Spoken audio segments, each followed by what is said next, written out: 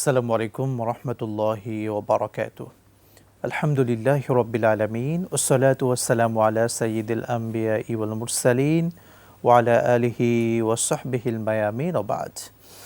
দর্শক শ্রোতা, আপনাদের সকলকে আন্তরিক অভিনন্দন জানাচ্ছি ২১শে টেলিভিশনের পর্দায় জুমাবারের এই সুন্দর ইসলামিক আয়োজনে ইসলামী জিজ্ঞাসায়। সঙ্গে আছি মুফতি আল আমিন খান। জীবন ঘনিষ্ঠ প্রশ্নোত্তরমূলক আয়োজনের মাধ্যমে আমরা আপনাদের বিভিন্ন মাসালার জবাব দিয়ে থাকি, একই সঙ্গে ইসলামের একটি গুরুত্বপূর্ণ বিষয় নিয়ে কথা বলার চেষ্টা করে থাকি। দর্শক, আজকে আপনাদের প্রশ্নের, আপনাদের মাসালাগুলোর জবাব দেওয়ার জন্য আমাদের স্টুডিওতে আমন্ত্রিত হয়েছেন খ্যাতিমান আলেম দ্বীন, জনপ্রিয় ইসলামিক স্কলার শেখ হাফিজ মাওলানা নজির মাহমুদ হাফিজাহুল্লাহ, সম্মানিত খতিব, ঢাকা বিশ্ববিদ্যালয় সেন্ট্রাল মসজিদ। আসসালামু আলাইকুম ওয়া রাহমাতুল্লাহি ওয়া বারাকাতুহু। ওয়া আলাইকুম আসসালাম ওয়া রাহমাতুল্লাহি ওয়া বারাকাতুহু। শেখ কেমন আছেন? আলহামদুলিল্লাহ, আপনি কেমন আছেন? আলহামদুলিল্লাহ, আপনাকে আন্তরিক অভিনন্দন জানাচ্ছি আজকের আয়োজনে। জি, আপনাকে ধন্যবাদ জানাচ্ছি। দর্শক শ্রোতা, এই সুন্দর অনুষ্ঠানে আপনারা যে কোনো মাসালা জানতে চাইলে স্ক্রিনে দেখানো নাম্বারে ফোন করুন। আমাদের সম্মানিত অতিথি আপনাদের মাসালাগুলোর জবাব দেবেন ইনশাআল্লাহ তাআলা। সেই সঙ্গে আমরা আজকের এপিসোডে আলোচনায় নিয়ে আসতে চাই কালো জাদু ও বদনজর থেকে বাঁচার আমল নিয়ে। দর্শক মণ্ডলী, আমরা দেখি কখনো কখনো আমাদের সন্তানেরা, ছোট ছোট বাচ্চারা বদনজরের শিকার হচ্ছে, তারা ব্ল্যাক ম্যাজিকের শিকার হচ্ছে এবং ব্ল্যাক ম্যাজিকের কারণে পারিবারিক সম্পর্ক, স্বামী স্ত্রীর মাঝে যে সম্পর্ক আছে সেই সম্পর্কগুলো নষ্ট হয়ে যাচ্ছে, সংসার ভেঙে যাচ্ছে, অনেক মেয়েদের, অনেক যুবকদের বিয়েকে আটকিয়ে রাখা হচ্ছে এই সমস্ত কাজ করে। তো কালো জাদু এবং ব্ল্যাক ম্যাজিক যেটাকে আমরা বলে থাকি, কিংবা বদনজর, এই প্রত্যেকটি বিষয় আমাদের জন্য অত্যন্ত ক্ষতিকর। এই বিষয়গুলোর লক্ষণ কী কী, এগুলো যখন আমরা ফেস করব, সেখান থেকে বাঁচার কী উপায়, কোরআন সুন্নাহ কী বলছে, চলুন আজকের আলোচনার মাধ্যমে সেই বিষয়গুলো আমরা নিয়ে আসার চেষ্টা করব। সেই সঙ্গে অপেক্ষায় রইলাম, আপনারাও মাসালা জানতে ফোন করবেন ইনশাআল্লাহ তাআলা। শেখ, আপনাকে ধন্যবাদ। এবং একই সঙ্গে ব্ল্যাক ম্যাজিক বা কালো জাদু আমরা যেটাকে বলি, এটা সত্য কিনা? আলহামদুলিল্লাহি রাব্বিল আলামিন ওয়াসসালাতু ওয়াসসালামু আলা আশরাফিল আমবিয়া ওয়াল মুরসালিন ওয়া আলা আলিহি ওয়া সাহবিহি আজমাইন ওয়া বা'দ। ফাকাদ ক্বালা আল্লাহু তাআলা ফিত তানসিলিল আজিজ ওয়া ফুরকানিহিল কাদীম, আউযু বিল্লাহি মিনাশ শাইতানির রাজীম, বিসমিল্লাহির রহমানির রহিম। ওয়া মা কাফারা সুলাইমান ওয়ালাকিন্না শায়াতিন কাফারু ইউআল্লিমুনা আন-নাসাস সিহর। সাদাকাল্লাহুল আযীম। হ্যাঁ, আপনি যে বিষয়টির অবতারণা করেছেন, এই বিষয়টি বর্তমানে বেশ মানে সারা ওয়ার্ল্ড ওয়াইজ একটা খুব গুরুত্বপূর্ণ একটি বিষয়, এবং এটা আমাদের জীবনে বেশ ঘটে যাওয়া প্রচণ্ডভাবে এখন এটা দেখা দিয়েছে, এবং বলতে গেলে প্রায় প্রতিটি ঘরে ঘরে এটা প্রভাব পড়ে গেছে। আমরা অনেকে বুঝতে পারি, অনেকে বুঝতে পারি না, এমন একটি বিষয়, অনেকে বুঝতে পারি না। আমাদের কাছে তো ইউরোপ আমেরিকা থেকেও ফোন আসে যে হুজুর এরকম এরকম ঘটনার মধ্যে দিয়ে আমরা যাচ্ছি। মূলত দেখা যাচ্ছে এটা ব্ল্যাক ম্যাজিকের মধ্যে তারা আছে। ইউরোপ আমেরিকা থেকে ফোন দিচ্ছে, যে সিমটমগুলো তারা বলতেছে সে সিমটম বোঝা যাচ্ছে যে স্পষ্ট তারা ব্ল্যাক ম্যাজিকের মধ্যে আছে। কালকে রাতেও আমাকে, এই যে গতকালকে রাতেও আমাকে গুলশান থেকে ফোন দিয়েছে যে এই অবস্থা। তো আমি দেখলাম যে স্পষ্ট তো সে একটা ব্ল্যাক ম্যাজিকের মধ্যেই আছে। তো এই যে ঘটনাগুলো, এটা প্রচণ্ডভাবে সারা পৃথিবীতে ছড়ায় পড়েছে। ব্ল্যাক ম্যাজিক মূলত এটা শয়তান দ্বারা এই কাজগুলি করা হয়। জিন শয়তান, মানুষ শয়তান এই কাজগুলি করে থাকে। এটা মানুষের জন্য বড় রকম একটা ক্ষতিকর একটা বিষয়। এটা মানুষকে প্রচণ্ডভাবে ক্ষতিগ্রস্ত করে। এটা মানুষকে একেবারে জীবনটাকে হেল বানিয়ে ফেলে একেবারে। তো এর থেকে বাঁচারও উপায় আল্লাহ বলে দিয়েছেন। আল্লাহ রাব্বুল আলামিনের জিকির বা যে দোয়াগুলো আছে, সে দোয়াগুলোর মধ্যে আমাদেরকে থাকা খুব জরুরি। আমরা সেই বাঁচার উপায়গুলো, আমলগুলো জানবো আপনার থেকে শেষে ইনশাআল্লাহ। আমরা যে বিষয়টা প্রথমেই কোরআন সুন্নাহর আলোকে আপনার আলোচনায় বুঝতে পারলাম, ব্ল্যাক ম্যাজিক সত্য, অবশ্যই নিঃসন্দেহে সত্য। ব্ল্যাক ম্যাজিকের লক্ষণগুলো কি কি, সিমটম কি কি? জি, আমি আসছি। চমৎকার একটা কথা আপনি বলেছেন। আমি যে আয়াতটা পড়েছিলাম, ওমা কাফারা সুলাইমান ওয়ালাকিন্না শায়াতিন কাফারু ইউআল্লিমুনা আন-নাসাস সিহর, যে আল্লাহ সূরা বাকারার 102 নম্বর আয়াতে বলছেন যে ওমা কাফারা সুলাইমান আলাইহিস সালাম কুফরি করেন নাই, বরং শয়তানরা কুফরি করেছিল, তারা মানুষকে জাদুবিদ্যা শিক্ষা দিয়েছিল। শয়তান মানুষকে, সুলাইমান আলাইহিস সালামের সেই যুগে শয়তান মানুষকে জাদুবিদ্যা শিক্ষা দিয়েছিল। তার মানে জাদুবিদ্যা এটা শয়তানি কারবার এবং এটা সত্য। জি। এবং এই ব্ল্যাক ম্যাজিক যে আছে এটা বাস্তব। এই যে আপনি যে বললেন ব্ল্যাক ম্যাজিক আছে কিনা, এটা আছে এবং এটা সত্য। ব্ল্যাক ম্যাজিকের সিমটমগুলো হলো, যখন কারোর উপরে ব্ল্যাক ম্যাজিক করা হয় তখন বেশ কিছু আলামত পাওয়া যায়। সবগুলো যে একজনের মধ্যে পাওয়া যাবে তা না, কিছু কিছু পাওয়া যায়। কিছু আপনার মধ্যে পাওয়া গেলে, কিছু আমার মধ্যে পাওয়া গেলে, কিছু আরেকজনের মধ্যে পাওয়া গেলে, এই সিমটমগুলো তাদের মধ্যে পাওয়া যায়। প্রথমত যেটা পাওয়া যায় সেটা হলো যে ইবাদতে অনীহা চলে আসবে। তারা ইবাদত করতে ভাল লাগবে না, নামাজ পড়তে যাচ্ছে সিজদা দিবে ভাল লাগতেছে না, মানে কোরআন তেলাওয়াত করবে ভাল লাগতেছে না। এটা কিন্তু একটা ব্ল্যাক ম্যাজিকের একটা সিমটম হলো এটা। ইবাদত বন্দেগীতে তার মন বসবে না, ভাল লাগবে না। 2 নম্বর হলো ভয়ঙ্কর ভয়ঙ্কর স্বপ্ন সে দেখবে। এটাও একটা ব্ল্যাক ম্যাজিকের একটা ভয়ঙ্কর ভয়ঙ্কর স্বপ্ন সে দেখবে। এটা ব্ল্যাক ম্যাজিকের আর একটা আলামত। 3 নম্বরে আমরা বলতে পারি যে একদম বিনা কারণে প্রচণ্ড মাথা ব্যথা তার হবে। মাথা ব্যথা এমনিতে কোনো কারণ নাই, কারণ ছাড়াই। কারণ ব্ল্যাক ম্যাজিক এমন একটা জিনিস, সে মাথায় প্রথমে আক্রমণ করে। শয়তান মানুষের রন্ধ্রে রন্ধ্রে ঢুকে যায়, রন্ধ্রে রন্ধ্রে ঢুকতে পারে। মানে এটা হাদিসে আসছে, আল্লাহ রসুল সাল্লাল্লাহু আলাইহি ওয়াসাল্লাম বলেন, আর শয়তানু ইয়াজরি মিনাল ইনসানি কামা ইয়াজরিদ দাম। রক্ত যেভাবে মানুষের শরীরে প্রবাহিত হয়, শয়তান ঠিক ওইভাবে মানুষের শরীরের ভিতরে প্রবাহিত হতে পারে। এই জন্য সে মানুষের শিরা উপশিরায় প্রবাহিত হয়। তো এই জন্য বিভিন্ন মানুষের অঙ্গ প্রত্যঙ্গে যে সে করতে পারে, প্রতারিত করতে পারে, আঘাত করতে পারে। তো প্রথমে সে মানুষের মাথায় আক্রমণ করে, যেন প্রচণ্ড মাথা ব্যথা হতে পারে, আপনার কিডনিতে আক্রমণ করতে পারে, আপনার হার্টে আক্রমণ করতে পারে, আপনার হাঁটু মানে গিরায় গিরায় আক্রমণ করতে পারে আপনার। এটা ভয়ঙ্কর একটা বিষয় কিন্তু। মানে একজন সুস্থ মানুষকে মুহূর্তের ভেতরে একেবারে বিছানায় ফেলে দিতে পারে। এই কালো জাদু এমন একটা, সেদিন একটা ঘটনা জানলাম, সেটা হলো যে এক মহিলা, একটা মাত্র বাচ্চা হয়েছে, এরকম এক মহিলা, সে একেবারে মানে মরণতরণ অবস্থার মধ্যে চলে গেছে, বিছানা থেকে উঠতে পারে না। তো বোঝা গেল যে তাকে কালো জাদু করা হয়েছে। পরে তাকে যখন রুকিয়া করা হলো, তাকে যখন এই এর থেকে শেফার জন্য যখন তদবির করা হলো, তো বমি করলো সে। বমির সাথে দেখা গেল যে চুল বেরিয়েছে, চুল। তো এই ডাক্তারের কাছে যখন করা হলো, তখন বললো যে চুল এমন একটা বিষয় যে জীবনে কোনো দিন এইটা ডাইজেস্ট হবে না, হজম হবে না, সারা জীবন পেটের মধ্যে থাকবে। আর যতদিন পেটের মধ্যে থাকবে ততদিন পর্যন্ত সে এই ব্ল্যাক ম্যাজিক দ্বারা সে ক্ষতিগ্রস্ত হতেই থাকবে, হতে হতে হতে হতে একসময় সে মৃত্যুর কোলে ঢলে পড়বে। এমন একটা অবস্থা। দেখেন, এমন একটা জিনিস দিয়ে তাকে ব্ল্যাক ম্যাজিক করা হয়েছে যে এটা পেটের মধ্যে হজম হবে না। হজম হয়ে গেলে তো একটা বিষয় ছিল, কিন্তু হজম হবে না। এবং সে এর দ্বারা ক্ষতিগ্রস্ত হতে হতে এমন একটা, সে শয্যাশায়ী হয়ে গিয়েছে। অল্প বয়সী এক মহিলা, সে শয্যাশায়ী হয়ে গিয়েছে। তো এরকমভাবে ক্ষতিগ্রস্ত হয়ে যায় মানুষগুলো, এরকমভাবে ক্ষতিগ্রস্ত হয়ে যায়। তাহলে এই যে আর একটা সিমটম হলো যে সে ক্ষতিগ্রস্ত হয়ে যাচ্ছে। পুরুষ মানুষ, আর একটা সিমটম হলো এই যে পুরুষ, সে তার পৌরসত্ব নষ্ট করে ফেলতেছে। সে স্বামী স্ত্রীর মধ্যে যে সম্পর্ক, সে সম্পর্কর কাছেও সে যেতে পারতেছে না, তার পৌরসত্ব নষ্ট করে ফেলতেছে।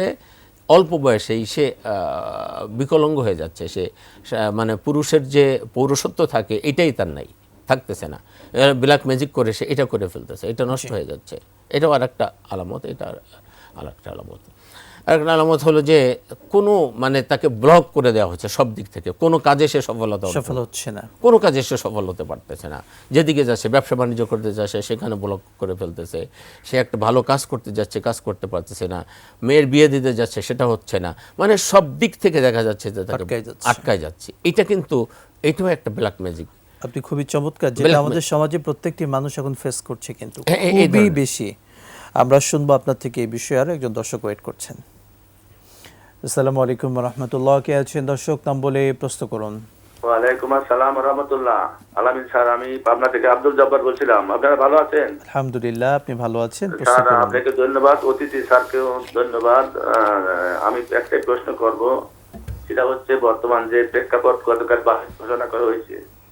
আমার প্রশ্ন হচ্ছে, আমাদের প্রিয় নবী হযরত মুহাম্মদ সাল্লাল্লাহু আলাইহি ওয়াসাল্লাম রাষ্ট্র পরিচালনা করেছে এবং খলিফা আমিরুল মুমিনিন ওমর ফারুক রাষ্ট্র চালনা করছে। সেক্ষেত্রে আমাদের বাজেট আর তাদের বাজেট একই ধারায় কিনা? ইসলাম এবং কোরআনে এই বাজেটের অনুমোদন বা অনুমতি আছে কিনা? বা স্যার হয়তো বোঝায় বলতে পারবেন এই বিষয়ে। স্যারের সাথে মৌলিক কথা বুঝতে পেরেছি, যুক্ত থাকুন। শেখ, দেশ পরিচালনার জন্য বাজেটের প্রয়োজন জি, হয়। আসলে তখনকার রাষ্ট্র পরিচালনার বিষয় আর বর্তমানে রাষ্ট্র পরিচালনা এটা একটু ভিন্ন টাইপের। তো তখনের যে বাজেটের কথা বলছেন ঠিক এইভাবে তখন আল্লাহ রসুল সাল্লাহ সাল্লাম যখন আপনি শুধু রসুল সাল্লাহ সাল্লামের রাষ্ট্র পরিচালনা এবং আমিরুল মুমিনিন ওমর রাদিয়াল্লাহু আনহু রাষ্ট্র পরিচালনার কথা বলেছেন। আমিরুল মুমিনিন ওমর রাদিয়াল্লাহু আনহু কেন, আবু বকর রাদিয়াল্লাহু আনহু করেছেন, ওমর রাদিয়াল্লাহু আনহু করেছেন, ওসমান রাদিয়াল্লাহু আনহু করেছেন, আলী রাদিয়াল্লাহু আনহু করেছেন, পরবর্তীতে মুআবিয়া রাদিয়াল্লাহু আনহু করেছেন। এভাবে খলিফারা রাষ্ট্র পরিচালনা করেছেন। ওমর বিন আব্দুল আজিজ রাষ্ট্র পরিচালনা করেছেন। তখনকার রাষ্ট্র পরিচালনার থিম, চিন্তা চেতনা একটু ভিন্ন টাইপের ছিল। আর বর্তমান যে রাষ্ট্র পরিচালনার ধারা উপধারা সেটা একটু ভিন্ন টাইপের। এই জন্য সেই সময়ের প্রেক্ষাপট এবং যে বাজেটের কথা আপনি বলছেন সেই সময়টা বর্তমানেরটার সাথে আসলে ওইভাবে মিলবে না।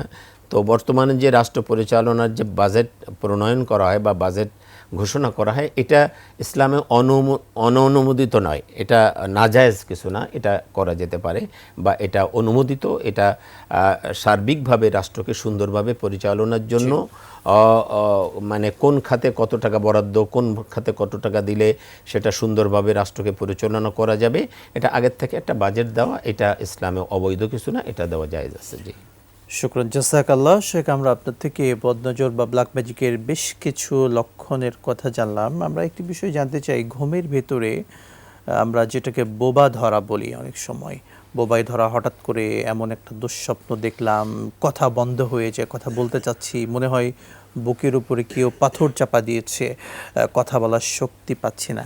এই যে ঘুমের ভেতরে বোবাই ধরা, আসলে এটা কি বোঝায় আমাদেরকে? এটা কেউ এটা ব্ল্যাক ম্যাজিকের কাছাকাছি একটা বিষয়। এটা সরাসরি ওইভাবে না বললেও আমরা এটা এই ধরনের, মানে শয়তানও এখানে এসেও শয়তান একটা মানুষকে এইভাবে অসওয়াসা দিয়ে বা মানুষকে বিভ্রান্তির মধ্যে ফেলে এক ধরনের ক্ষতি করার চেষ্টা করে। এটা একটা শয়তান ক্ষতি করার চেষ্টা করছে। আর ব্ল্যাক ম্যাজিক যেটা, এটা হলো মানুষের মাধ্যমে, একজন আরেকজনের মাধ্যমে শয়তানের প্ররোচনা দিয়ে তাকে ক্ষতি করতেছে। যেমন আপনি আমার ক্ষতি করতে চাচ্ছেন বা আমি আপনার ক্ষতি করতে চাচ্ছি, এইটা আরেকজনের মাধ্যমে শয়তান, ব্ল্যাক ম্যাজিক, এটা কালো একটা বিষয়। এটা মানে শয়তানের মাধ্যমে আমি আপনার ক্ষতি করতে চাচ্ছি, এরকম একটা বিষয়। শয়তানের মাধ্যমে, এটা মাধ্যমটা কিন্তু শয়তান, এর মাধ্যমে আপনার ক্ষতি করতে চাচ্ছি। ব্ল্যাক ম্যাজিকের আর একটা বিষয় হলো যে যাকে করা হয় সে দিক বিদিক শূন্য হয়ে যায়, কি করতেছে সে নিজেও বুঝতেছে না। মানে এমন একটা বিষয় চলে আসে, যেমন একটা জিনিস এই করছে, একটু পরে মনে থাকতেছে না যে আমি এই বিষয়টা করছি কি করছি না। আর একটা জিনিস করে নাই, তখন মনে হচ্ছে যে আমি কি এই জিনিসটা করেছি, মানে কি করছে না করছে একটু 2 মিনিট পরে এটা মনে থাকতেছে না। একটা হলো বার্ধক্যের কারণে এটা হয়। বার্ধক্য এমন একটা পর্যায়ে চলে আসে, মানুষের বয়স যখন 70, 80, 90 বছর হয়ে যায়, তখন তার মধ্যে এরকম একটা বিষয় চলে আসে যে সে এই কাজটা করছে কি করছে না এটা তার মনে থাকে না। কিন্তু বার্ধক্য আসার আগেও যখন ব্ল্যাক ম্যাজিকের শিকার হবে তখন কিন্তু তার মধ্যে এটা চলে আসে। খোদ নবী করিম সাল্লাল্লাহু আলাইহি ওয়াসাল্লাম এরকম একটা ব্ল্যাক ম্যাজিকের শিকার হয়েছে। আমরা সেই ঘটনাটি শুনবো, একজন দর্শক ওয়েট করছেন। আসসালামু আলাইকুম রাহমাতুল্লাহ, কে আছেন? নাম বলে প্রশ্ন করুন। আসসালামু আলাইকুম, আমি গাইবান্ধা গোবিন্দগঞ্জ থেকে হুমায়ুন বলতেছিলাম। জি, ওয়ালাইকুম আসসালাম, বলুন। আমি আপনাদের এই অনুষ্ঠান দেখতেছিলাম, এই ব্ল্যাক ম্যাজিক থেকে বাঁচার উপায়গুলো কি জানতে চাচ্ছিলাম। জি, আমরা আজকের আলোচনায় নিয়ে আসবো সেগুলো, আপনি যুক্ত থাকুন ইনশাআল্লাহ। শেখ, আমাদের দর্শকের প্রশ্নে যদি একটু আসতে চাই, এর পূর্বে আপনি রাসূল সাল্লাল্লাহু আলাইহি ওয়াসাল্লামকে যে কালো জাদু করা হয়েছিল এবং তিনি বিকারগ্রস্ত হয়ে গিয়েছিলেন, সেই ঘটনাটি দর্শকদেরকে হাদিসের আলোকে একটু শোনান। জি, রাসূল পাক সাল্লাল্লাহু আলাইহি ওয়াসাল্লামকেও ব্ল্যাক ম্যাজিক করা হয়েছিল, কালো জাদু করা হয়েছিল। তাহলে এটা কত বড় ভয়াবহ একটা বিষয় আপনি চিন্তা করেন যে রাসূল পাক সাল্লাল্লাহু আলাইহি ওয়াসাল্লাম স্বয়ং তিনিও এর থেকে নিস্তার পান নাই। সুতরাং আমি আপনি কোথায়? রাসূল পাক সাল্লাল্লাহু আলাইহি ওয়াসাল্লামও জাদুগ্রস্ত হয়েছিলেন, মানে তার মতো ব্যক্তিত্ব, তিনিও এর থেকে রেহাই পান নাই। সুতরাং আপনাকে আমাকে যদি জাদুগ্রস্ত করা হয় তাহলে আপনি আমি নিস্তার পাবো না, এটা এমনই একটি বিষয়। সুতরাং জাদুগ্রস্ত হওয়াটা খুবই স্বাভাবিক।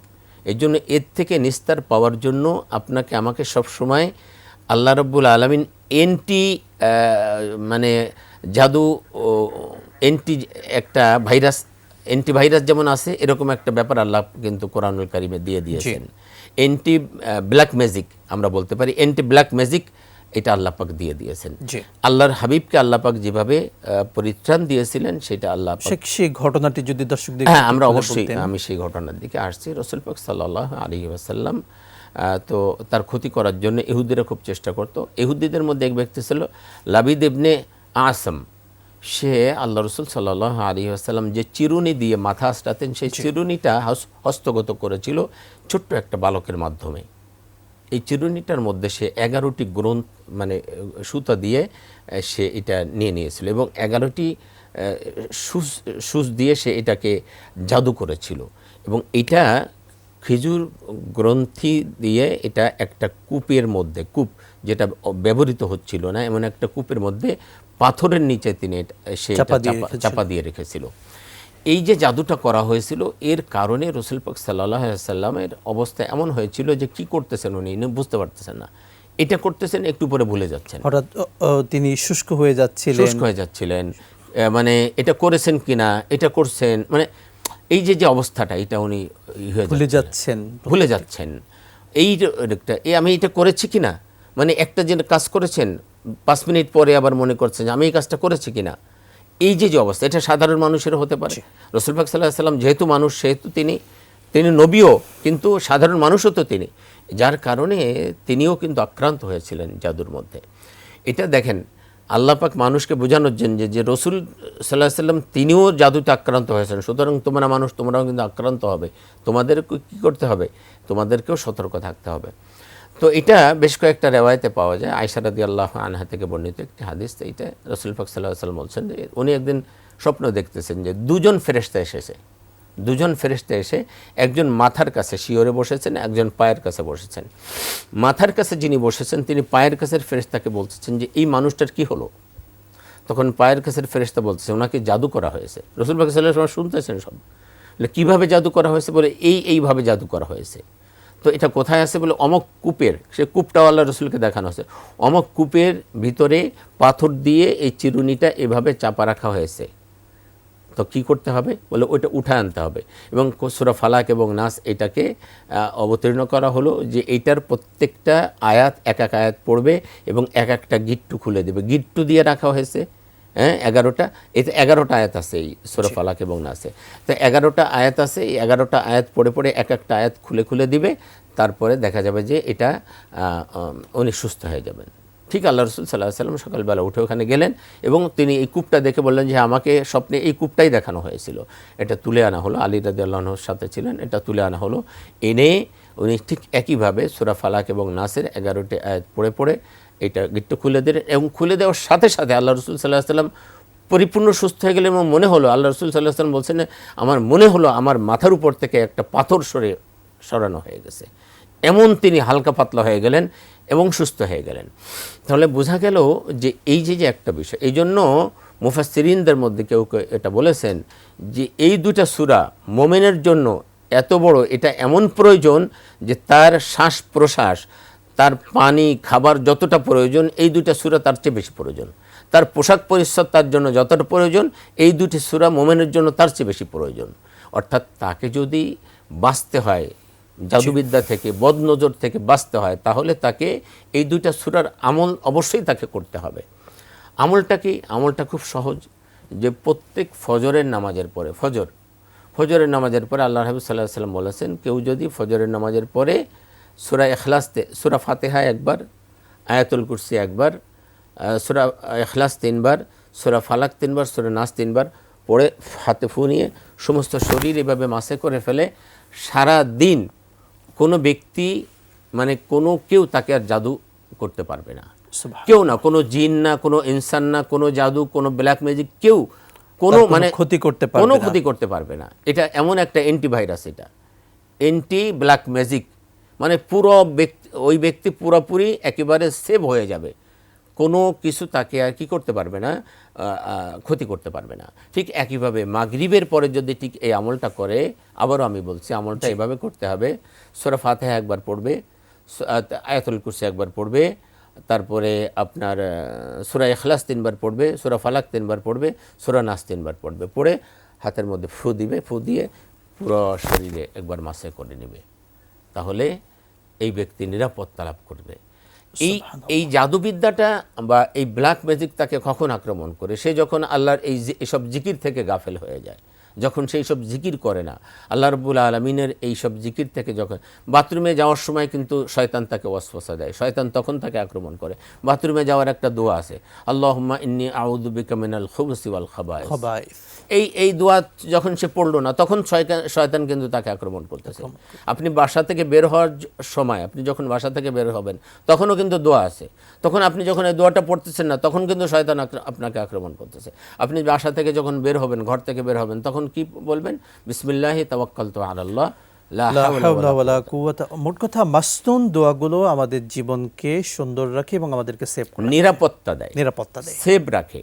আপনি যখন এই দোয়া পড়বেন, হাদিস শরীফে আসছে, যখন কোনো ব্যক্তি ঘর থেকে বের হয়, তখন যদি কেউ বলে বিসমিল্লাহি তাওয়াক্কালতু আলাল্লাহ লা হাওলা ওয়ালা কুওয়াতা ইল্লা বিল্লাহ, 3 বার এই দোয়াটা পড়বে, আল্লাহ রাব্বুল আলামিন ডাক দিয়ে বলেন যে কুফিতা, যে তুমি অহুদিতা, কুফিতা অহুদিতা, যে এটা তোমার জন্য যথেষ্ট, তুমি হিদায়াতের পরে আসো। সুবহানাল্লাহ। অর্থাৎ সেই ব্যক্তি আল্লাহর নিরাপত্তায় চলে যাবে। কুফিতা অহুদিতা, তোমার জন্য এটা যথেষ্ট এবং তুমি হিদায়াতের পরে আসো। এবং শয়তান চিৎকার করতে থাকে, শয়তান দেখলো যে এই লোকেরা আর আমি কোনো ক্ষতি করতে পারবো না, এই জন্য শয়তান কিন্তু যখন চিৎকার করতে থাকে, মাথা চুল ছিঁড়তে থাকে যে হায়রে কি করলো এই লোকটা তো আমি আর কোনো ক্ষতি করতে পারবো না। এই লোকটা যতক্ষণ ঘরে না ফিরবে সে একদম নিরাপদ হয়ে গেল। সুবহানাল্লাহ। খুবই চমৎকার আপনি বলছিলেন, আপনার থেকে আরও শুনবো বিরতির পর ইনশাআল্লাহ। বিরতির পর আবারও স্বাগত জানাচ্ছি দর্শক মণ্ডলী, আপনাদের সকলকে একুশে টেলিভিশনের পর্দায় আপনাদের প্রিয় অনুষ্ঠান ইসলামী জিজ্ঞাসায়। আপনারাও যে কোনো মাসালা জানতে স্ক্রিনে দেখানো নাম্বারে ফোন করুন। আমাদের সম্মানিত শেখ নাজির মাহমুদ হাফিজাহুল্লাহ আপনাদের মাসালার জবাব দেবেন ইনশাআল্লাহ তাআলা। দর্শক, আমরা আজকের এপিসোডে আলোচনা করছিলাম ব্ল্যাক ম্যাজিক বা বদনজর থেকে বাঁচার উপায় নিয়ে। শেখ, আমরা ব্ল্যাক ম্যাজিক সম্পর্কে আপনার থেকে অনেকগুলো বিষয় জেনেছি। আমরা যদি সহজ ভাষায় একটি কথা বলতে চাই, আমাদের গ্রাম বাংলা একটি কথা বলা হয় বান মারা। এই যে বান মারা, এটার মাধ্যমে অনেক বিয়েকে আটকিয়ে রাখা হয় ফ্যামিলিতে। বান মারা এটা আসলে কতটা সত্য এবং এটা কেন হয়ে থাকে বা এটার থেকে বাঁচার উপায়টা কি? এই বান মারা এবং ব্ল্যাক ম্যাজিক এই একই কথা, আসলে এটা এক পরিভাষাটা ভিন্ন। ব্ল্যাক ম্যাজিক বা বান মারা, জাদু করা, এই একই কথাই একই, এটা এক পরিভাষা একই কথা। এই যে বিয়ে আটকানো, আমি সে কথা বলেছি যে বিয়ে আটকানো, ব্যবসা বাণিজ্য আটকিয়ে দেওয়া, কোনো ভালো কাজে আটকিয়ে দেওয়া, এগুলো সব ব্ল্যাক ম্যাজিক, এগুলো সবই বান মারা অথবা জাদু করা, একই কাজ। আপনার পুরো জীবনকে আপনার এমন ক্ষতি করবে, এমনভাবে আটকে দেবে যে আপনার পুরো জীবনটাকে একদম ব্লক করে দিচ্ছে, এরকম হতে পারে যে আপনার আর সামনে অগ্রসর হতে দেবে না। এটা হলো হিংসা পরায়ণতা, আপনি সামনে এগিয়ে যাচ্ছেন তো আপনাকে আটকে দেওয়া। এই কাজগুলো কারা বেশি করছে আমাদের সমাজের প্রেক্ষাপটে?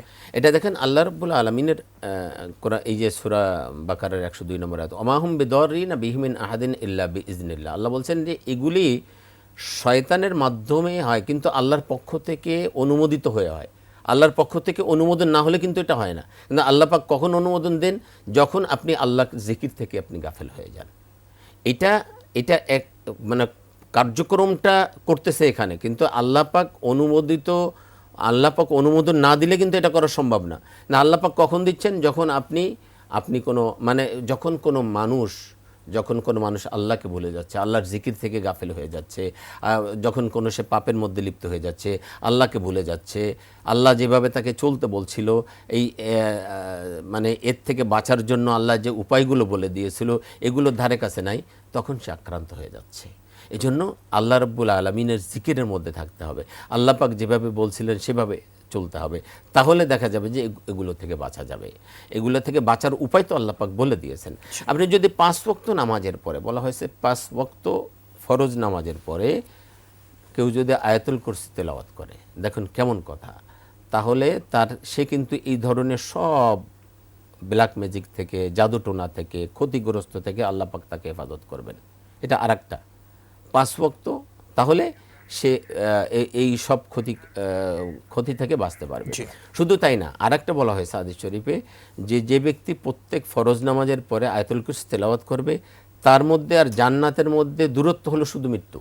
সুবহানাল্লাহ, মৃত্যু হওয়ার সাথে সাথে আল্লাহ পাক তাকে জান্নাত দান করবেন। সুবহানাল্লাহ। তাহলে লাভ কয়টা? দুইটা। এক হলো দুনিয়াবি লাভ, হলো সে জাদু টোনা, বান মারা, ব্ল্যাক ম্যাজিক এগুলো থেকে আল্লাহ তাকে হেফাজত করবেন, আর পরকালে আল্লাহ রাব্বুল আলামিন তাকে জান্নাত দান করবেন। এবং রাত্রেবেলায় কেউ যদি আয়াতুল কুরসি পড়ে, আল্লাহ তার নিরাপত্তার জন্য ফেরেশতা নিয়োজিত করে দেন। সুবহানাল্লাহ। তাহলে এটা হলো আরেকটা, যে অনেক। রাত্রেবেলা ঘুমানোর সময় যে ব্যক্তি আয়াতুল কুরসি পড়ে ঘুমাবে, তাহলে একজন ফেরেশতা তার জন্য নিয়োজিত থাকে তার হেফাজত করার জন্য। সুবহানাল্লাহ। কোনো কিছু, কোনো বদনজর, কোনো জাদু, কোনো ক্ষতিকারক কোনো জিনিস, কোনো কিছু তাকে ক্ষতি করতে পারে না। জি। তাহলে এই যে বিষয়টা আমরা যদি এখন এইটা না করে আমরা যদি মোবাইল দেখতে দেখতে দেখতে দেখতে ঘুমাই যাই, আমরা টিভি দেখতে দেখতে ঘুমাই যাই, আমরা এই আমলগুলো না করি, তাহলে ক্ষতি তো হবে। কথা অসতর্কতা আমাদের অনেক বেশি, সেই জন্য আমরা এই ক্ষতিগ্রস্তের সম্মুখীন হচ্ছি। আমরা একজন দর্শককে নিয়ে শেখ ফিরবো ইনশাআল্লাহ। আসসালামু আলাইকুম রহমতুল্লাহ, কে আছে নাম বলে প্রশ্ন করুন দর্শক। সালাম আলাইকুম, আমি কুদ্দুস বলছি দোহার থেকে। জি। হ্যালো স্যার, ওই একটাকে সালাদ কি ফজরের নামাজ পড়ে এখানে বসেই পড়তে হবে নাকি পরে কোনখানে যায় পড়লে চলবে? খুঁজিবা কি কোনটা ভালো? বুঝতে পেরেছি, কয়টা থেকে কয়টা পর্যন্ত একটাকে সালাদ? বুঝতে পেরেছি। আপনি সঙ্গেই থাকুন, সেই সঙ্গে আপনাকে একটু পরামর্শ দিতে চাই। আপনার নাম শুধু কুদ্দুস কখনো বলবেন না, বলবেন আব্দুল কুদ্দুস। কারণ আল্লাহ সুবহানাহু ওয়া তাআলা যে 99টি সিফাতি নাম আছে, এই নামের যদি কোনো মানুষের রাখা হয় সেই নামগুলো, তাহলে শুরুতে আব্দুন শব্দটা ব্যবহার করতে হবে, অর্থাৎ আব্দুল কুদ্দুস, আব্দুল সালাম, আব্দুল জব্বার, আব্দুর রহিম, আব্দুল করিম, এভাবে। জি, আশা করি বুঝতে পেরেছেন। শেখ, আমাদের দর্শকের যে প্রশ্ন ছিল, ইশরাকের সালাতটা এটা কি ফজরের নামাজ পড়ার পরে সেই জায়গায় বসে থেকে পড়ে তারপরে উঠবেন, নাকি পরে আদায় করলেও হবে? হাদিস শরীফে যেভাবে আসছে, মান সাল্লাল ফাজরা জামাআতান সুম্মা কাদা ইয়াযকুরুল্লাহ হাত্তা তাতলু আল ফজর হাত্তা তাতলু আশ-শামস ইলা আখিরিল হাদিস। বলা হয়েছে যে যে ব্যক্তি ফজরের নামাজ জামাতে আদায় করলো, অতঃপর সূর্য কিছু উদয় হওয়ার পরে সে 2 রাকাত নামাজ আদায় করবে, অর্থাৎ এইটাই হলো ইশরাকের নামাজ, তাহলে তাকে একটা হজ এবং ওমরা করার সওয়াব দান করা হবে। তাম্মাতিন তিনবার বল আল্লাহর হাবিব বলেন, পরিপূর্ণ হজ ওমরা, পরিপূর্ণ হজ ওমরা এবং পরিপূর্ণ হজ এবং ওমরা সওয়াব দান করা হবে। এটা মানে এত বিশাল সওয়াব। দেখেন, মানে সামান্য আমল সামান্য, কিন্তু সওয়াব কত বেশি। যে কোনো শর্ত হলো 2টা, একটা হলো ফজরের সালাত জামাতের সাথে আদায় করতে হবে, 2 নম্বর শর্ত হলো ফজরের নামাজের পরে যেখানে তিনি নামাজ পড়েছেন ওইখানে বসে তিনি তাসবিহ তাহলিল পড়বেন কোন পর্যন্ত? সূর্যোদয়ের পরে সূর্য কিছুটা উপরে উঠবে, উপরে ওঠার পরে যেটাকে বলা হয় যে সূর্য কিছুটা উপরে ওঠার পরে তিনি 2 রাকাত, শুধুমাত্র 2 রাকাত নফল নামাজ আদায় করবেন। এই আমলটুকু করলে তাকে একটা হজ এবং উমরা আদায় করা সওয়াব দান করা। আমাদের বর্তমান হিসাবে ফজরের ওয়াক্ত শেষ হওয়ার কয় মিনিট পরে আমরা ইশরাক পড়তে পারি? চমৎকার কথা বলেছেন। আমরা আগে শুনতাম 21 মিনিট পরে বা 18 মিনিট, আসলে এতটা না। এই পাকিস্তানের এক উনি মুফতি সাহেব, মুফতি আব্দুর রশিদ সাহেব, উনি এটা নিয়ে খুব ভালো গবেষণা করেছেন। গবেষণা করে উনি এই গবেষণা করতে যেয়ে কী করেছেন জানেন? উনি সমুদ্রের পাড়ে গেছেন, উনি পাহাড়ের উপরে গেছেন, যে এই মাসআলাটা, একটা মাসআলা হল করার জন্য উনি এত চেষ্টা করেছেন যে আসলে সূর্য 2 নেজা, হাদিস শরীফে বলা আছে 2 নেজা পরিমাণ উপরে উঠলে তারপরে নামাজ পড়তে। উনি শীতকালে, গরমকালে, 2টা সময়টা উনি করেছেন, কারণ শীতকালে সূর্য একদিক দিয়ে ওঠে, গরমকালে আর এক দিক দিয়ে ওঠে। এই জন্য উনি এই চেষ্টা করে। এটা পরবর্তীতে উনি যেটা বলেছেন যে শীতকালে 9 মিনিট পরে নামাজ পড়া যায়। সূর্য উদয়ের যখন উদয় শুরু হয় তারপরে 9 মিনিট পরে নামাজ পড়া যায়, আর গরমকালে 13 মিনিট পরে নামাজ পড়া যায়। তো সুতরাং এটা হলো লেটেস্ট মাসআলা। আমরা বলতে পারি যে 15 থেকে 20 মিনিট পরে আমরা এই যেভাবে নামাজ পড়ব, এই যেভাবে নামাজটা পড়তে পারি। সুতরাং আমার আব্দুল কুদ্দুস ভাইকে আমরা বলবো যে আপনি উঠে যে যদি আপনি ফজরের পরে হাদিসের ভাষ্য হলো আপনি যেখানে নামাজ পড়বেন ওখানে বসে কিছু তসবিহ তাহলিল পড়লেন, কিছু কোরআন তেলাওয়াত করেন, কিছু ইস্তিগফার পড়েন, কিছু দুরূদ শরীফ পড়েন। এরপরে যখন সূর্য, যেমন এখন সূর্য উদয় হয় হলো আপনার 5:11-তে, 11 থেকে আরও আপনি 15 মিনিট যান, এই 15 মিনিট পরে 11 আর 15 কত হয়? 21 আর 5 26। 5:26-এ আপনি 2 রাকাত নামাজ পড়েন, নামাজ পড়ে তারপরে আপনি বের হন। আশা করি দর্শক বুঝতে পেরেছেন। শুকরিয়া। পরে দর্শককে নিচ্ছি আমরা। আসসালামু আলাইকুম ওয়া রাহমাতুল্লাহ, কে আছেন? প্রশ্ন করুন দর্শক। আসসালামু আলাইকুম। ওয়া আলাইকুম আসসালাম ওয়া রাহমাতুল্লাহ। আমি খুলনা থেকে রায়হান বলছিলাম। জি বলুন আমার please। 2010 সালে আমার সন্তান জন্মগ্রহণ করে। পর থেকে আমি বিভিন্ন রকম শয়তানি ওয়াসওয়াসায় আক্রান্ত হই, খুবই বাজে ধরনের ওয়াসওয়াসা, এবং এই ওয়াসওয়াসার কারণে আমি কোনো কাজই মন দিয়ে করতে পারি না। আমার হচ্ছে যে দুটো চাকরির জন্য ছেড়ে দিতে হয়েছে, আমি কোনো কাজই করতে পারি না। যে কাজই করি শুরু করি, যে কোনো কাজ ভালো হোক মন্দ হোক, যে কাজই করি ওয়াসওয়াসা এমন চরমভাবে ওয়াসওয়াসা আসে, আল্লাহ মাফ করুন, শিরকে ওয়াসওয়াসা আসে, আল্লাহ মাফ করুন। তো এটার জন্য আমি আসলে কোনো কাজই করতে পারছি না। 2010 সাল থেকে এখন পর্যন্ত আমি সাফার করছি, ডাক্তার দেখিয়েছি, কিন্তু ডাক্তার ফেল করেছে, রুকিয়া করেছি। এখন কি করতে পারি? ইসলামী শরিয়া এটাতে কি বলে, এবং ইসলামী শরিয়া ভিত্তিক রুকিয়ার মাধ্যমে কোনো উপকার পেয়েছেন? রুকিয়া করিয়েছি, কিন্তু রুকিয়া করানোর সময় মানে কিছুটা ভালো থাকে, তারপর আবার পরে আবার সেই এক। বুঝতে পেরেছি, আমাদের শায়েখ জবাব দেবেন, অপেক্ষা করুন। আমরা আরো একজন দর্শককে নিয়ে অ্যানসারে যাব। আসসালামু আলাইকুম, কে আছেন? প্রশ্ন করুন। আসসালামু আলাইকুম, প্রশ্ন করুন দর্শক। জি আসসালামু আলাইকুম, আমি টঙ্গী গাজীপুর থেকে বলছি। ওয়ালাইকুম আসসালাম, আমার বলুন। একটা প্রশ্ন, তো আমার মানে প্রায় সময় সব সময় হাই আসে, চোখ দিয়ে পানি পড়ে, তলপেট ব্যথা করে, মানে শরীরে বিভিন্ন সিমটম দেখা দেয়। তো আমি ডাক্তার দেখাইছি, কোনো সমস্যা ধরা পড়ে নাই। তো আমি একটা হুজুরের কাছে গেছিলাম, তো উনি আমার বলছে যে 80 দিনের সমস্যা। তো ওনার কাছ থেকে আমি 6 মাস যাবত চিকিৎসা নিচ্ছি, কিন্তু কোনো পরিবর্তন হচ্ছে না। এখন আমি কি আমল করতে পারি যে আমি আসলে এইটা থেকে মুক্তি পাওয়ার জন্য, আমি সেটা জানতে চাচ্ছিলাম। বুঝতে পেরেছি বোন, সঙ্গেই থাকুন, আমাদের শায়েখ জবাব দেবেন ইনশাআল্লাহ। শেখ, আমাদের পূর্বের দর্শকের খুলনা থেকে যে ভাই বললেন তার দীর্ঘদিন সন্তান হওয়ার পর থেকে এই প্রবলেমটা তিনি ফেস করছেন, চাকরিতে ভালো করছেন না, বিভিন্ন সমস্যা দিনকে দিন বেড়ে চলেছে। আসলে আমাদের ভাইকে কি পরামর্শ দেবেন আপনি?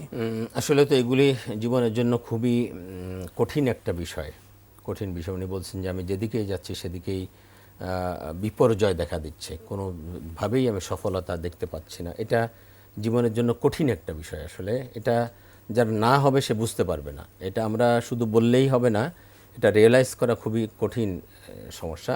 আমি ভাইকে বলবো, ভাই আপনি ধৈর্য তো ধরবেনই, এটা আল্লাহর পক্ষ থেকে বড় রকম পরীক্ষাও বটে। তো আপনি একটু রুকিয়া করলেই ভালো হয়, যেহেতু আপনি, আমার মনে হয় যে আরও ভালো কাউকে দেখিয়ে একটু রুকিয়া করান বা একটু তদবির করান, যাতে যাকে দিয়ে করাইছেন হয়তো আরও ভালো কাউকে পান কিনা, যে যিনি আরও মাহের, আরও অভিজ্ঞ, আরও বিজ্ঞ, এরকম কাউকে পান কিনা, বা তাকে দিয়ে একটু করানো যায় কিনা। এই লাইনের লোক কিন্তু আলাদা।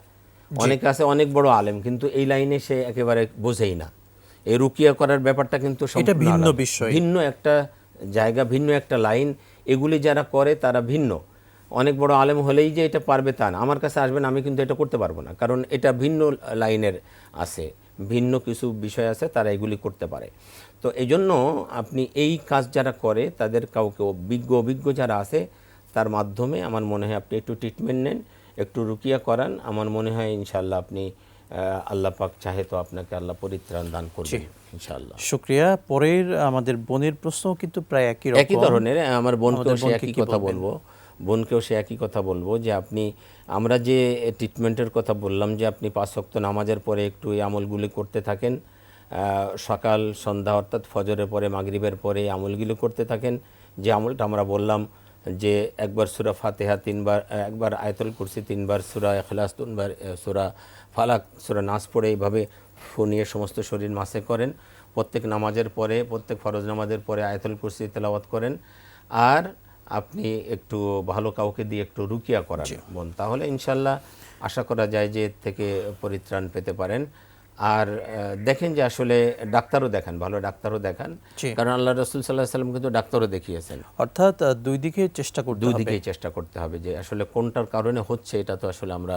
তবে একটি বিষয়, আমরা জীবনে যখন চারদিকে অন্ধকার দেখি সামনে, আমার তখন নিজের দিকে দেখা উচিত যে আমার জীবনে কোনো গুনাহ আছে কিনা, আমার কোনো পাপের কারণে আল্লাহ তাআলা আমাকে কঠিন মুসিবতে ফেলছেন কিনা, এটা কিন্তু আমাকে খেয়াল করতে হবে। হ্যাঁ, দুই কারণে আসলে এই ধরনের। আমরা একজন দর্শককে নিয়ে এসে এই বিষয়টি বিস্তারিত আপনার থেকে শুনবো। আসসালামু আলাইকুম ওয়া রাহমাতুল্লাহ, কে আছে নাম বলে প্রশ্ন করুন দর্শক। জি, আমার নাম ফারুক। ময়মনসিংহ বালুকা থেকে বলছিলাম। জি বলুন প্লিজ। জি, আমি বিগত দিনে কয়েকদিন আগে আমি খুবই একটা অসুস্থ হই। অসুস্থ হয়ে আমি নানান কিছু স্বপ্ন দেখেছি, কিন্তু স্বপ্নটা আমার পুরোপুরি অনেকটা বাস্তবে পরিণত হচ্ছে। আচ্ছা কারণ আমি ওই কিশোরগঞ্জে পাগলা মসজিদে গিয়েছিলাম। আমি সাধারণত দেখেছি, আমি ওই সাইডে ছিল আমার ট্রাক বাস, মানে বাস সহ আর কি গাড়ি যাত্রী যাইতেছে, আর আমি খুবই একটা রিস্কের মধ্যে পড়ে গেছিলাম। এটা আমি আগে স্বপ্নে দেখেছি, আচ্ছা কিন্তু আমার যা ঘটছে সবকিছু আমি স্বপ্নে দেখতেছি। আচ্ছা, আপনার জন্য আমাদের শায়েখ কিছু পরামর্শ দেবেন, খুব মনোযোগ দিয়ে শুনবেন ইনশাআল্লাহ তাআলা, আপনি সে আলোকে চলবেন। শেখ, আমাদের দর্শকের মূল কথাটি আপনি বুঝতে পেরেছেন, তিনি যা স্বপ্নে দেখছেন সেটাই তার সঙ্গে ঘটছে। তো এটা কি বোঝাচ্ছে তাকে, এবং আমাদের এই ভাইয়ের জন্য কি পরামর্শ হবে? স্বপ্ন তো মোমেনের জন্য অগ্রিম একটা সিগন্যাল, অগ্রিম সিগন্যাল। আল্লাহ রসুল সাল্লাল্লাহু আলাইহি ওয়াসাল্লাম বলেছেন যে মোমেনের স্বপ্ন এটা হলো নবুয়তের 40 ভাগের 1 ভাগ। স্বপ্ন 3 ধরনের হয়। এক ধরনের স্বপ্ন হলো শয়তান মানুষকে দেখায়, জি এটা ভ্যালু নেই, এটার কোনো ভ্যালু নেই। আর এক ধরনের স্বপ্ন হলো মানুষ সারাদিন যা চিন্তা করে তাই দেখে, এটারও কোনো ভ্যালু নেই। আর এক ধরনের স্বপ্ন আল্লাহর পক্ষ থেকে মানুষকে দেখানো হয় যে ভবিষ্যতে তোমার জন্য কি হচ্ছে বা কি হতে পারে, মানুষ যেন সতর্ক হতে পারে, সেজন্য এটা দেখানো হয়। তো হয়তো বা উনি যেটা বলতেছেন যে আমি যা দেখতেছি তাই হচ্ছে, তাহলে ওইটা ওই ধরনেরই, যে আল্লাহর পক্ষ থেকে আপনাকে আগের থেকে সিগন্যাল দেওয়া হচ্ছে যে তোমার জীবনে কিন্তু এটা ঘটতে পারে। তো যখনই আপনি এই ধরনের কোনো স্বপ্ন দেখবেন, তো আগের থেকে প্রিপারেশন নেওয়া যে এটা যাতে এটার থেকে যেন আমি পরিত্রাণ পেতে পারি। যেমন কোনো দুঃস্বপ্ন দেখলে সেটা যাতে না ঘটে সেজন্য কিছু দান সাদাকা করা, আল্লাহর কাছে পানা চাওয়া। যেমন একটা বিপদ সংকুল কোনো স্বপ্ন দেখলে, যে বিপদ হতে পারে, এই ধরনের স্বপ্ন দেখলে কিছু দান সদকা করে দেওয়া, যে আল্লাহ এই এই বিপদ থেকে যেন আমি উদ্ধার পেতে পারি। কারণ বলা হয়েছে সাদাকাতে তারুদ্দুল বালা, সাদাকা বালা মুসিবতকে দূর করে দেয়, তারুদ্দুল বালা, তারুদ্দুল বালা, বালা মুসিবতকে ঠেকিয়ে দেয়, জি বালা মুসিবতকে কী করে ব্লক করে দেয়। তো সুতরাং এইভাবে আপনি যদি এরকম কিছু দেখেন, তাহলে আপনি সেভাবে যাতে আপনি করতে পারেন, অর্থাৎ ওইটার ব্যাপারে আপনি সিদ্ধান্ত নিতে পারেন, সেজন্য আল্লাহ পাক। জি, মোট কথা একটি বিষয়, যদি আমরা খারাপ স্বপ্ন দেখি, দেখার পরে কিন্তু আমার উচিত অজু করে আমাকে 2 রাকাত নামাজ পড়া, কিছু সাদাকা করা, আল্লাহর কাছে খুব রোনাজারি করা, রোনাজারি করা, কান্নাকাটি করা, ক্ষতির সম্মুখীন হতে পারি বা যেটা আমি দেখছি এটা থেকে আপনি আমাকে উদ্ধার করেন, অর্থাৎ আল্লাহ রাব্বুল আলামিনের সমীপে আমাকে নিজেকে নিবেদন করা এবং আল্লাহ রাব্বুল আলামিনের কাছে থেকে আমাদের। আমরা বিরতি থেকে ফিরে এসে আরো বিস্তারিত শুনব। দর্শক মণ্ডলী, একুশে টিভির পর্দায় আপনারা উপভোগ করছিলেন আপনাদের প্রিয় অনুষ্ঠান ইসলামী জিজ্ঞাসা। সময় হলো আরও একটি ছোট্ট বিরতির, সঙ্গেই থাকুন, ফিরছে ইনশাআল্লাহ।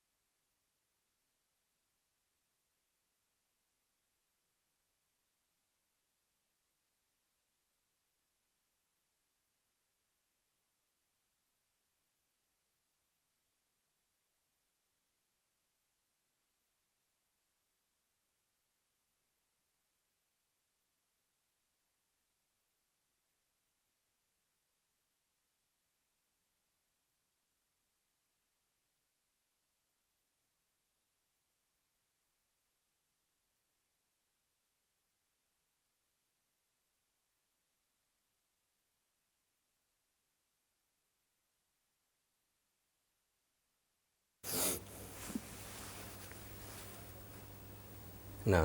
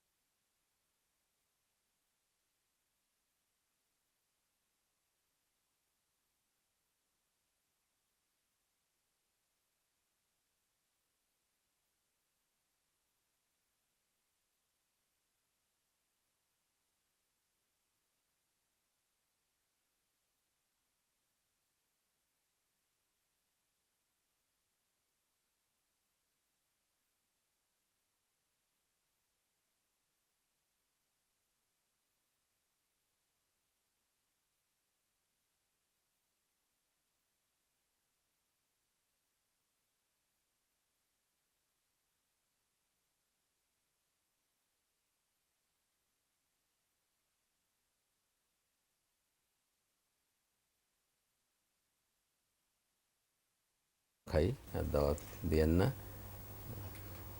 আচ্ছা, না না, আর একদিন।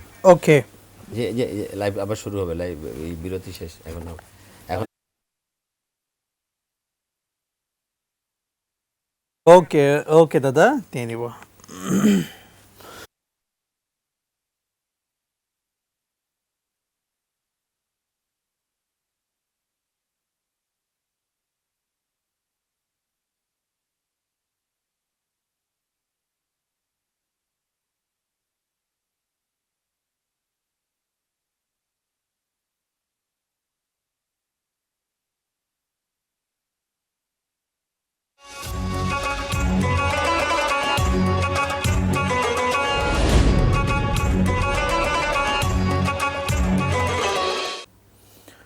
বিরতির পর আবারও স্বাগত জানাচ্ছি দর্শক মণ্ডলী, আপনাদের সকলকে একুশে টেলিভিশনের পর্দায় আপনাদের প্রিয় অনুষ্ঠান ইসলামী জিজ্ঞাসাই।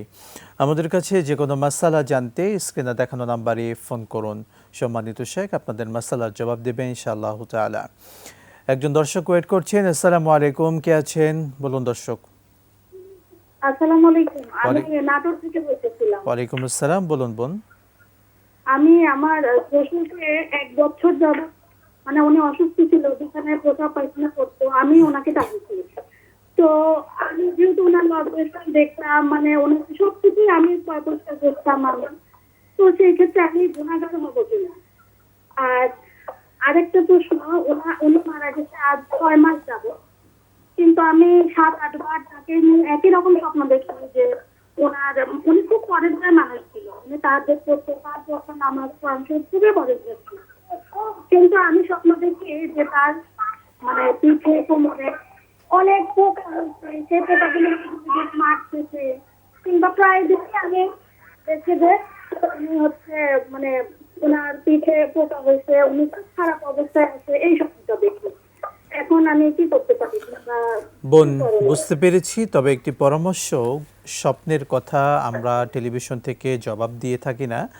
আপনি স্বপ্নের ব্যাপারে যে কোনো কাউকে বলবেন না, এটা বিজ্ঞ আলেম যিনি আছেন আপনি তার শরণাপন্ন হয়ে তাকে জানাবেন, যে কাউকে স্বপ্নের কথা বলবেন না। এরপরেও শেখ কিছু কথা আপনার উদ্দেশ্যে বলবেন, আপনি অপেক্ষা করুন। শেখ, আমাদের বোনের কথা বুঝতে পেরেছেন যে তার অসুস্থ শ্বশুরকে তিনি দীর্ঘ 1 বছর মৃত্যুর পূর্বে দেখেছেন, চেষ্টা করেছেন পুরোপুরিভাবে। এর মাধ্যমে আমাদের বোনের কোনো গুনাহ হবে কিনা? না, যেহেতু শ্বশুর আসলে বাবার সমতুল্য, জি। বাবার সমতুল্য, তার সেবা শুশ্রূষা করা তো আসলে বড় খেদমত, এটা সওয়াবেরও কাজ, নিঃসন্দেহে সওয়াবের কাজ। সওয়াবের কাজ। নিঃসন্দেহে আপনি ভালো কাজ করেছেন, গোনার প্রশ্নই আসে না। তো আপনি ভালো কাজ করেছেন, আলহামদুলিল্লাহ, শ্বশুরের খেদমত করেছেন।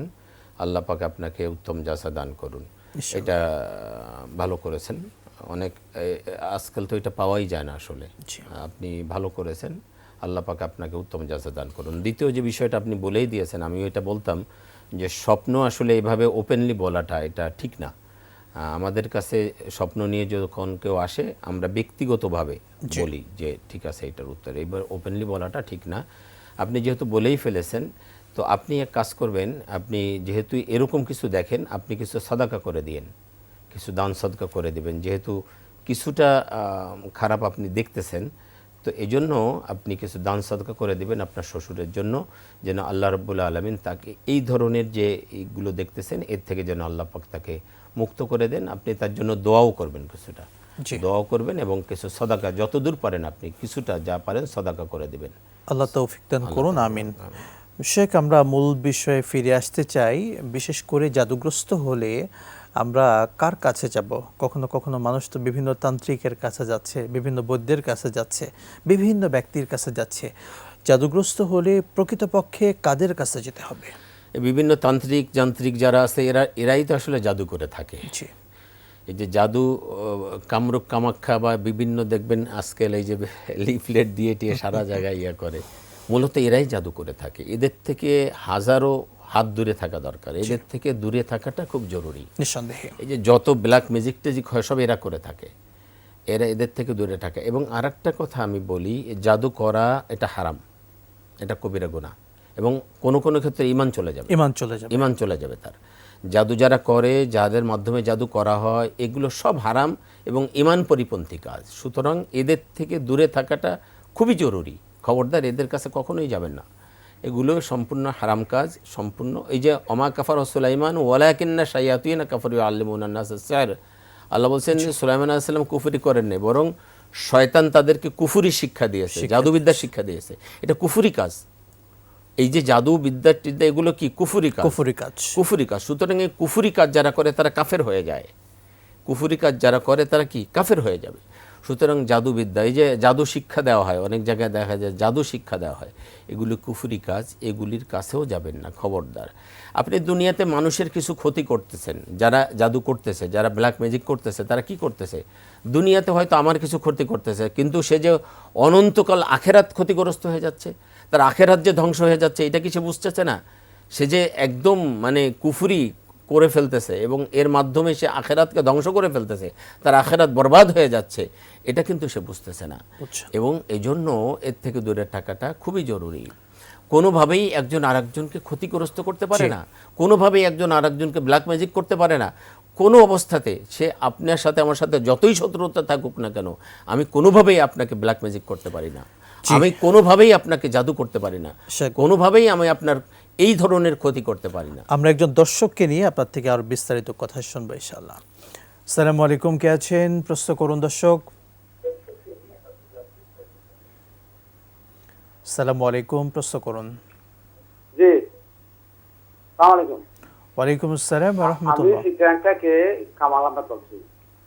জি, আমার প্রশ্ন হচ্ছে যে আপনি, হ্যালো, শুনতে পাচ্ছি, বলুন।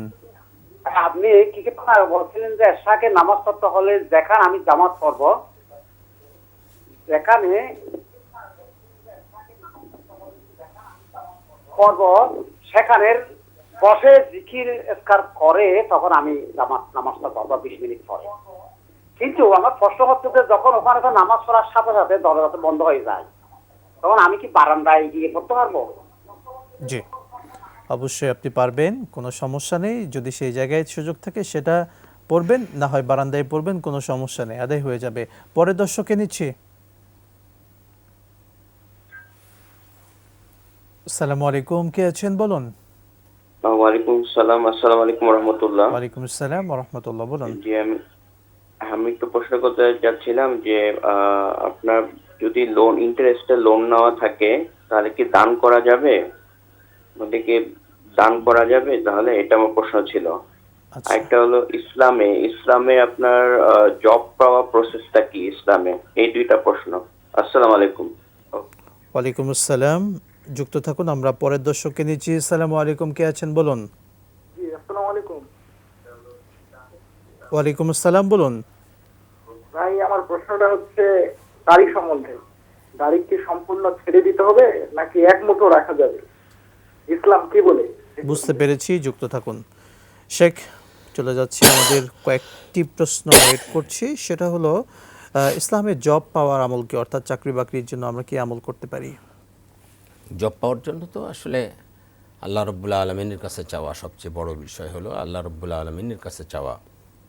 বিশেষ করে আমি বলি যে আপনি ভোররাত্রে উঠুন, ভোররাত্রে উঠে আল্লাহর কাছে চান। যখন আল্লাহ রাব্বুল আলামিন প্রথম আসমানে অবতরণ করেন, এটা বুখারীর একটি হাদিস, আল্লাহ রাব্বুল আলামিন রাতের শেষ প্রহরে মানে 3 ভাগের 2 ভাগ যখন অতিবাহিত হয় তারপরে আল্লাহ পাক প্রথম আসমানে অবতরণ করেন এবং মানুষদেরকে ডেকে ডেকে বলতে থাকেন, কে আসো ক্ষমা প্রার্থী, আমাকে বলো, আমি তোমাকে ক্ষমা করে দেব। কে আসো রেজেক অন্বেষণকারী, আমাকে বলো, আমি তোমাকে রেজেক দিব। তো আল্লাহ পাক তো আপনাকে ডাকতেছেন রেজেকের জন্য। কে আসো বিপদগ্রস্ত, আমাকে বলো, আমি তোমাকে বিপদ থেকে উদ্ধার করব। তো এরকম সময় যখন আল্লাহ রাব্বুল আলামিন আপনাকে ডাকতেছেন রেজেকের জন্য, তো আপনি তখন আল্লাহকে বলেন, আপনার মালিককে বলেন, যার কাছে রেজেকের কোনো অভাব নাই, যার কাছে কোনো কিছু অভাব নাই, যিনি সমস্ত ক্ষমতার মালিক, তার কাছে বলেন। তো সেই সময় আল্লাহ রাব্বুল আলামিনের কাছে সিজদা দিয়ে বলবেন, ইনশাআল্লাহ আপনার চাকরি। মোট কথা আল্লাহর কাছে চাইতে হবে, আল্লাহ দেবেন ইনশাআল্লাহ। শেখ, খুবই সংক্ষেপে বলবেন, লোন থাকলে দান করা উত্তম নাকি লোন পরিশোধ করা আগে উত্তম? হ্যাঁ, অবশ্যই লোন পরিশোধ করতে হবে। লোন যদি কারোর থাকে তাহলে অবশ্যই লোন পরিশোধ করতে হবে, তারপরে দান করতে হবে। আপনার লোন আছে, আপনি সেটা পরিশোধ না করে আপনি দান করবেন, এটা ইসলাম বলে নাই। আপনি শুকরিয়া। 5,000 টাকা দান করার চেয়ে 500 টাকা লোন পরিশোধ করা আপনার জন্য বেশি উত্তম। উত্তম। জি, অবশ্যই। শুকরিয়া। পরের যে প্রশ্ন ছিল, দাড়ি রাখার সুন্নাহ পদ্ধতি কি একেবারে ছেটে ফেলবে নাকি এক মুষ্টি রাখতে হবে? নবী বলছে ছেড়ে দিবে কিনা, ছেড়ে দেবে কিনা। দাড়ি ছেড়ে দেওয়ার ব্যাপারে বলা হয়েছে, এখন কতটুকু সেইটার ব্যাপারে রাসূল পাক সাল্লাল্লাহু আলাইহি ওয়াসাল্লাম বলছেন যে বা সুন্নাহ হলো যে এক মুষ্টি Minimum এক পরে, মুষ্টি। হ্যাঁ মিনিমাম এক মুষ্টি, এক মুষ্টির পরে আপনি ছেড়ে ফেলতে পারেন। আবার অনেক বেশি লম্বা না হয়, অনেক বেশি লম্বা দাড়ি আবার এটা ইহুদিরা রাখে। মোট কথা একটা মার্জিত হ্যাঁ, অবস্থান মার্জিত সেটা অবস্থায় থাকবে। রাখা, রাইট জি। রাইট, মার্জিত অর্থাৎ এক মুষ্টির পরে হলে আপনি সেটা ছেটে একটা সুন্দর একটা অবয়বে রাখতে পারেন, এটা বলা হয়েছে। অনেক বেশি লম্বা দাড়ি দেখবেন ইহুদিরা এটা রাখে, অনেক বেশি লম্বা, এই জন্য তাদের সাথে সাদৃশ্য না হয়, এটা আবার বলা হয়েছে। জি। শুকরিয়া। আমরা একেবারে অল্প কথায় জানতে চাই, বদনজর থেকে বাঁচতে আমরা কি কি করতে পারি, অল্প কথায়। বদনজর থেকে বাঁচতে আমাদের প্রথম যে বিষয়টা হলো যে আমাদের প্রত্যেক চলার পথে যে আমলগুলো আছে, যে জিকিরগুলো আছে, আল্লাহকে স্মরণ করার, প্রত্যেক কাজ করার যে জিকিরগুলো আছে সেগুলো করা। ঘুম থেকে ওঠার দোয়া, ঘুমোতে যাওয়ার দোয়া, ঘুমোতে যাওয়ার সময় কি কি আমল আছে, খাবারের শুরুতে দোয়া, আয়াতুল কুরসি পড়া, ঘুমের দোয়া, এগুলি পড়া। আপনি ঘুমোতে যাওয়ার সময় বেশ কিছু দোয়া আছে, আপনি ওয়াশরুমে যাওয়ার সময় দোয়া, ওয়াশরুম থেকে বের হওয়ার দোয়া, খাবারের সময় দোয়া, মসজিদে ঢোকার সময় দোয়া, মসজিদ থেকে বের হওয়ার দোয়া, কাপড় পরার দোয়া, এই দোয়াগুলো পড়া। আল্লাহ আমাদেরকে তৌফিক দান করুন, আমিন। আপনাকে অসংখ্য ধন্যবাদ। শুকরান, জাযাকাল্লাহ। দর্শক মণ্ডলী, এতক্ষণ একুশে টেলিভিশনের পর্দায় আপনারা দেখলেন আপনাদের প্রিয় অনুষ্ঠান ইসলামী জিজ্ঞাসা। আজকের মতো বিদায় নিচ্ছি, দেখা হবে আবারও। আসসালামু আলাইকুম ওয়া রাহমাতুল্লাহি ওয়া বারাকাতুহু।